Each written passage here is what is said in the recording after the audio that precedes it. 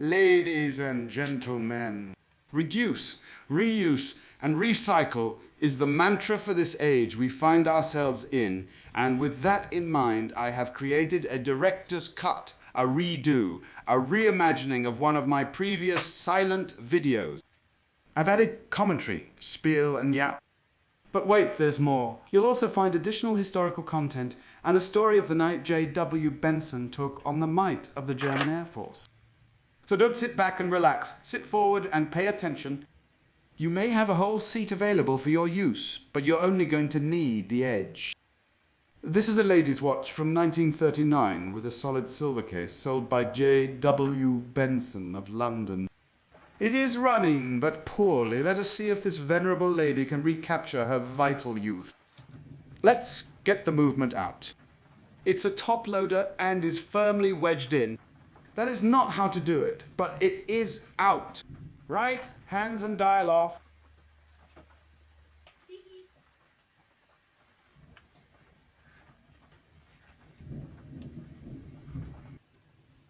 Our wheel and dial washer off first.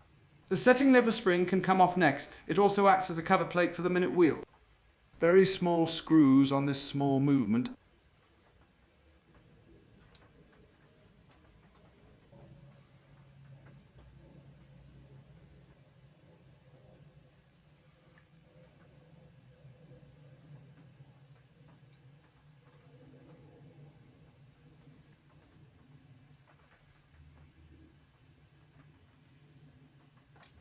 And the minute wheel and intermediate wheel can follow the hour wheel into the segmented watchmaker's tray.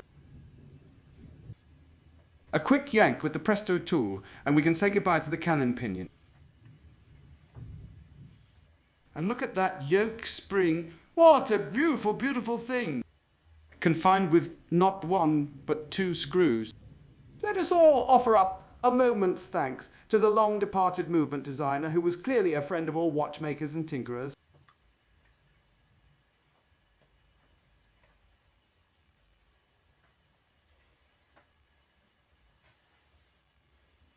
Now pay attention, this is important. If you're following along on your own watch, let the power down now, unless you are a fan of sudden surprises and metal fragments in your watch.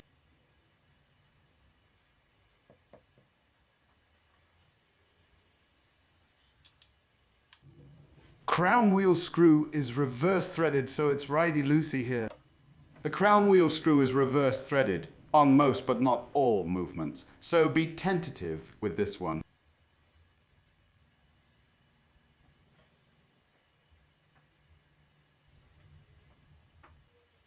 Ratchet wheel screw.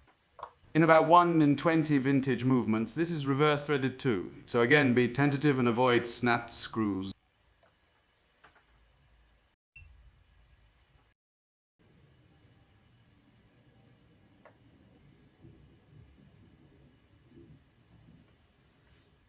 Click can be removed. And we make an error of judgment here.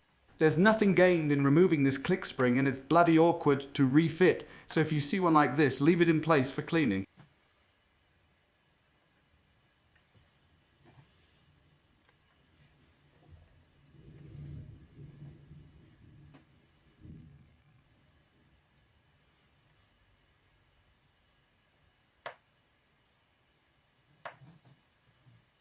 Keeping track of the barrel bridge screws here, quite often one of them is shorter, but not in this case.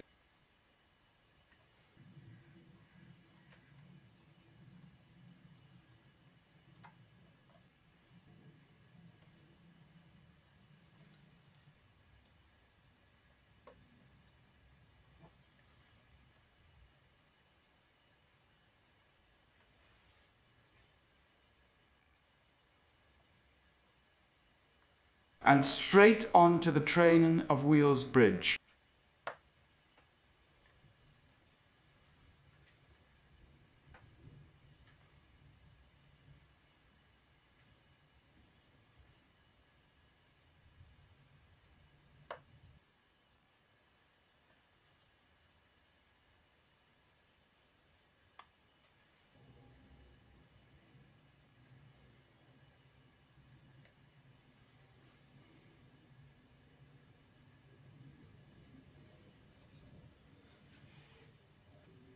And out with the second wheel, third wheel, fourth wheel, and escape wheel.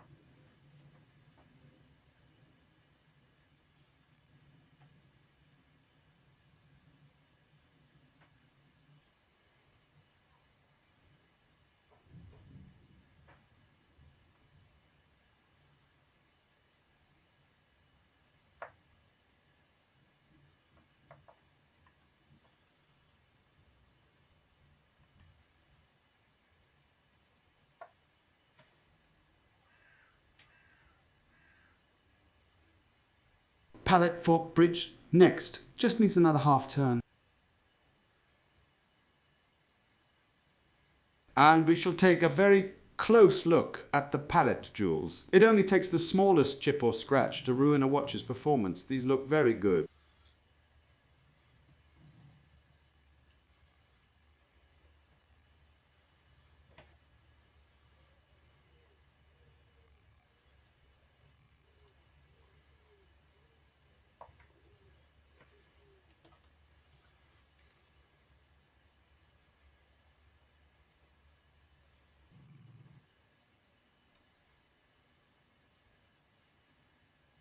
That is enough oil to lubricate every pivot in this watch, and then the next watch too.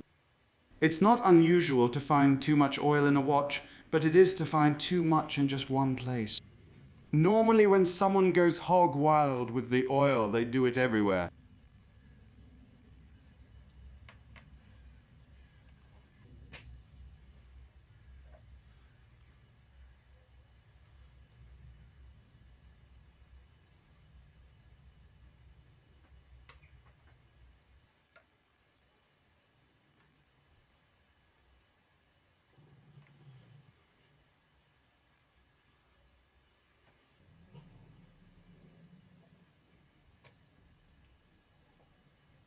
And finally it's time for the mainspring.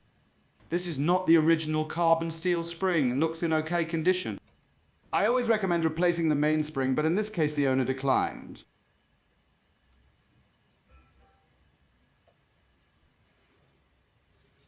Recently, the local newspaper contained a story about a gentleman who lost control of a mainspring and how he gained the new nickname, Lefty.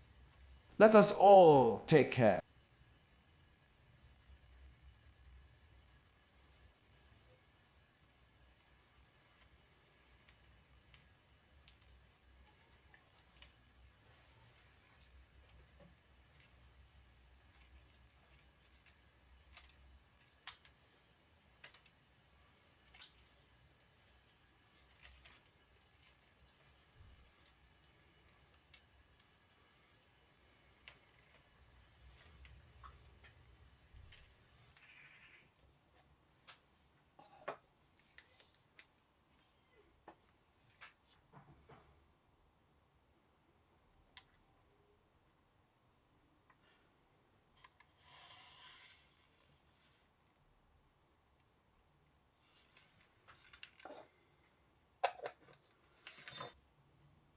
Due to the age of this watch, there isn't a shock protected jewel here, which means some additional work to clean the balance jewels involving the world's smallest screws.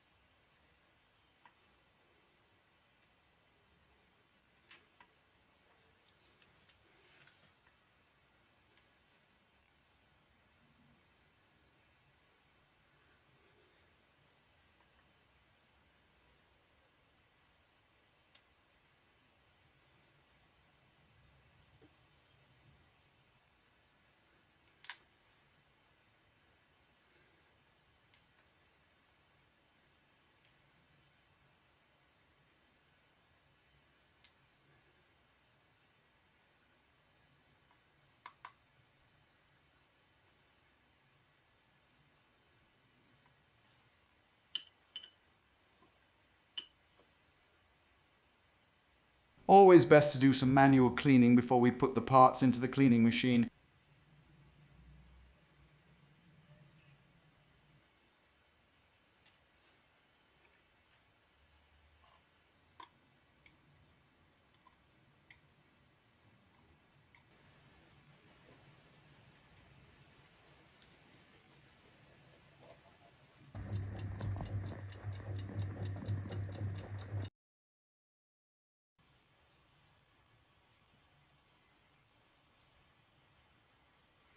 Mainspring winders are helpful tools, though they have drawbacks.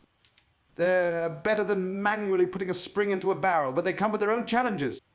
It's important to handle the end of the spring carefully. We should apply just enough tension to pull in the last part of the spring and guide it past the hook. If we wind too quickly or carelessly, the spring might whip around in the winder and break the hook.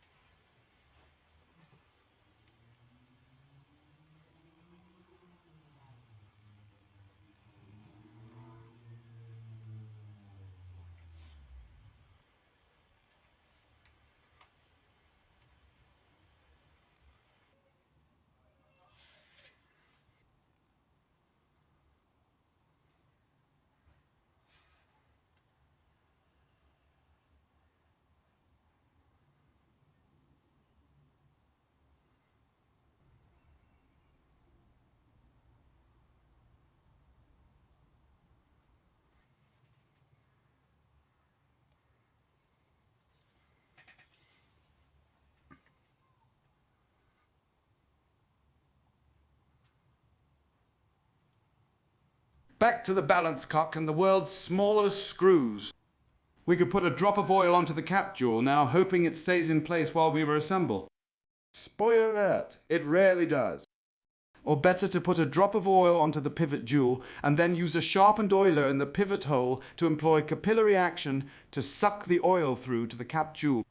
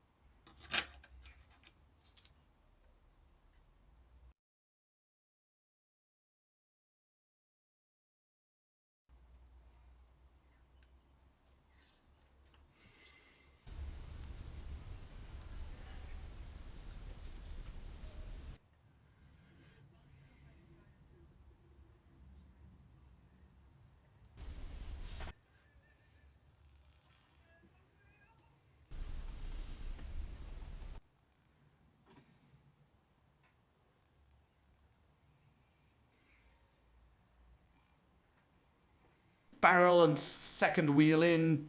Then barrel bridge can be refitted.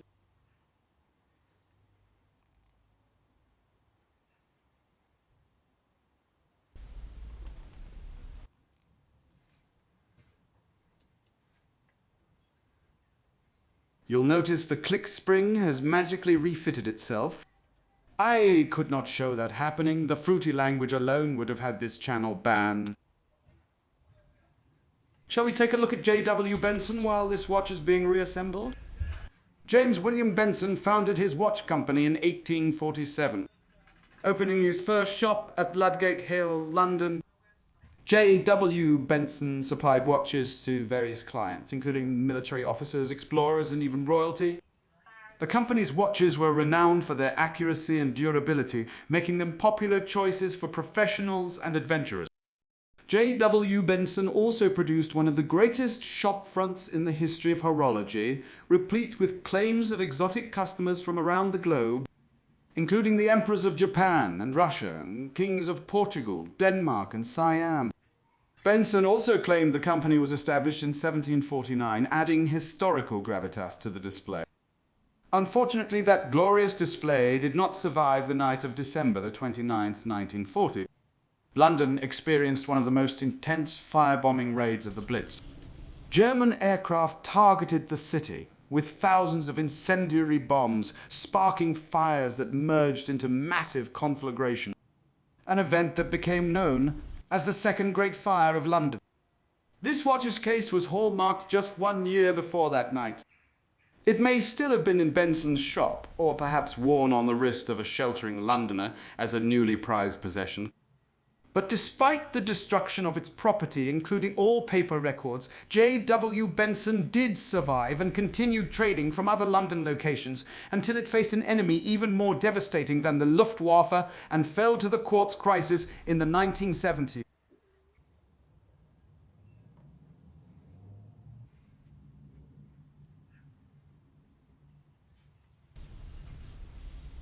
Right then, as you can see, we've got the chrome wheel, click and ratchet wheel fitted, and we've replaced the ratchet wheel with a JW Benson marked wheel that would have been on this watch originally. Escape wheel back in now, and I've got a feeling that we may have zigged when we should have zagged. Fourth wheel goes in easy enough.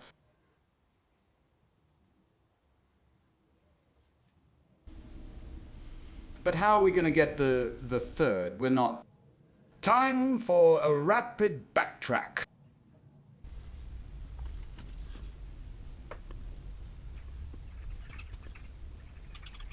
It's at times such as this that I recall the words of my great-grandfather.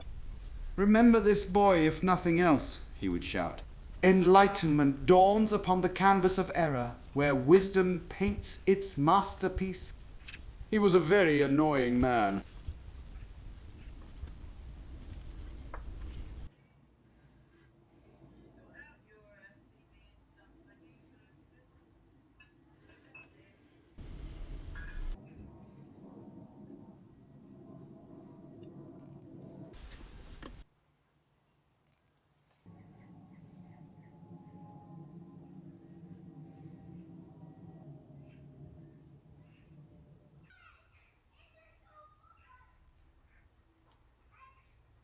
And the train of wheels bridge took very little persuasion to do the right thing.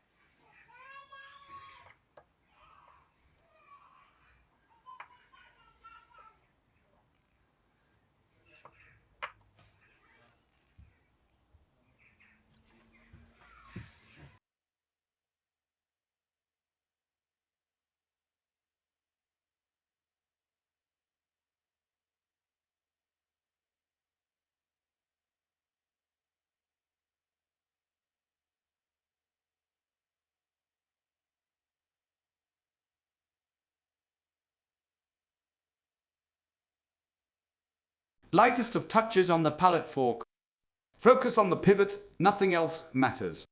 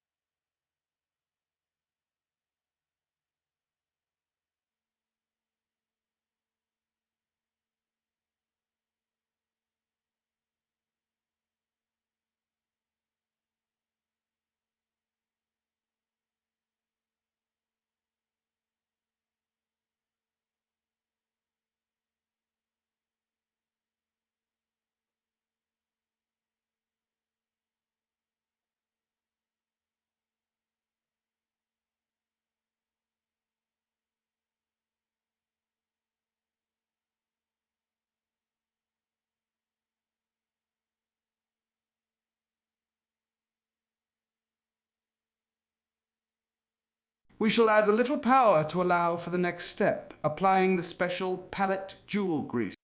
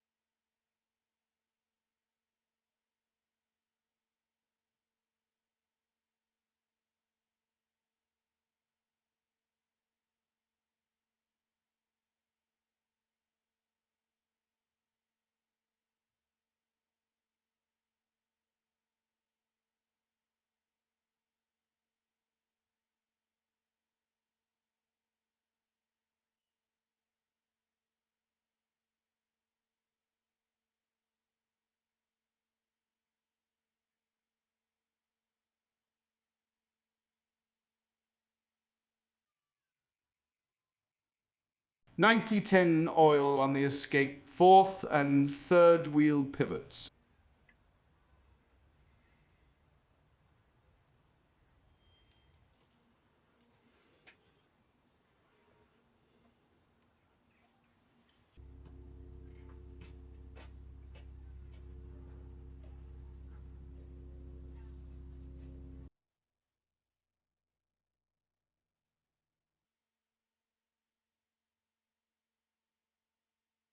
Winding stem, clutch and winding pinion can make a reappearance now.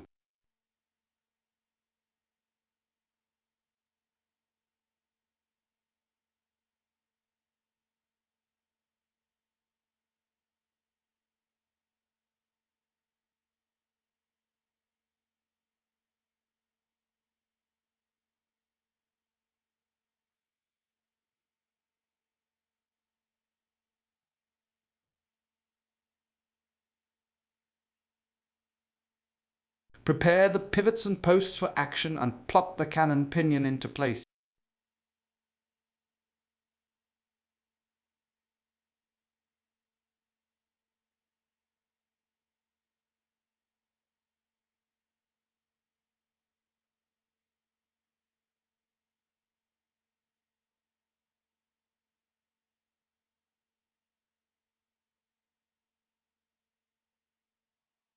Yoke, and this marvelous yoke spring, just half fit the screws, then put the spring into tension before tightening.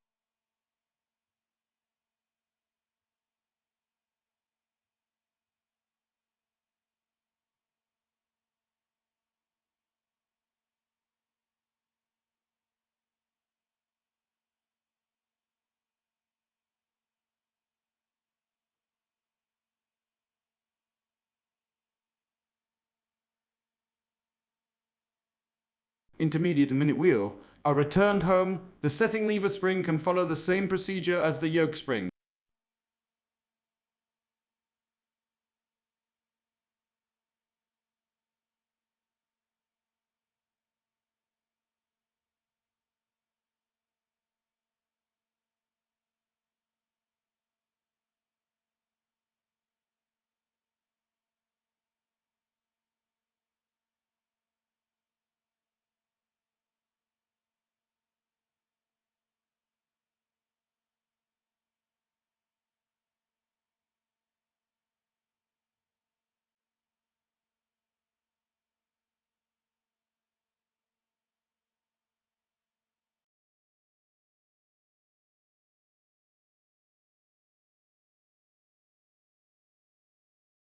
And back to where we started, our wheel and dial washer.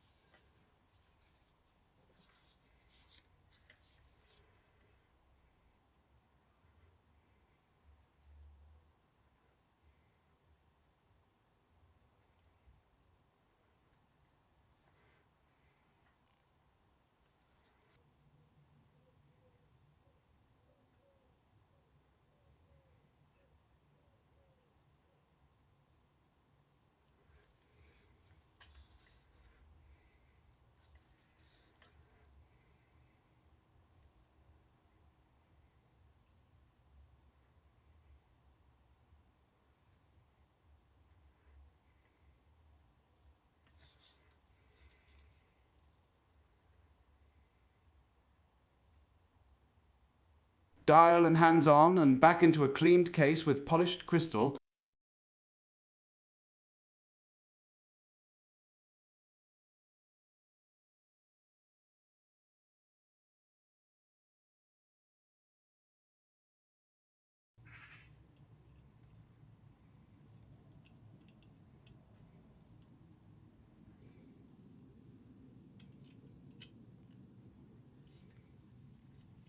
This watch would need more work to get back to its original accuracy, but will serve perfectly well in its current position as a family heirloom to be worn on special occasions.